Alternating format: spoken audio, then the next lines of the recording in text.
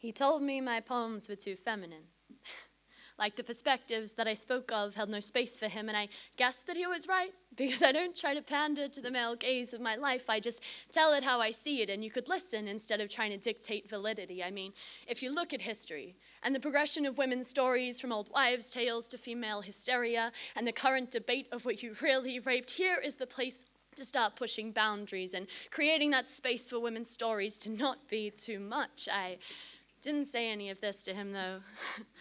I wanted to see how those rude thoughts had led him to this end, so all I said was, "And?"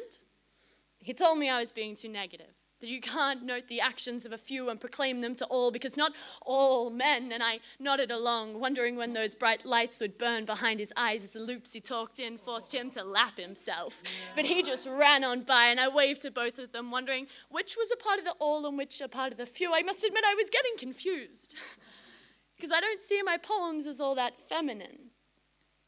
I see them as more of an equilibrium of experiences that I exist within, and just because I hold more women up to that light and clap with my tongue at the feats that they're a part of, doesn't mean that I'm being biased. I just know some kick-ass women, and I can only speak to my experience and then walk off this stage and create space for those who come to speak after me, maybe.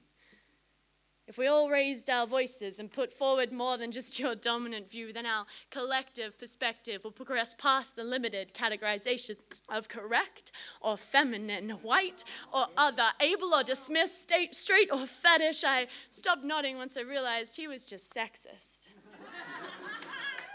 Those overgrown roots are hard to dig out, but I hope tonight we can all grab a shovel and start.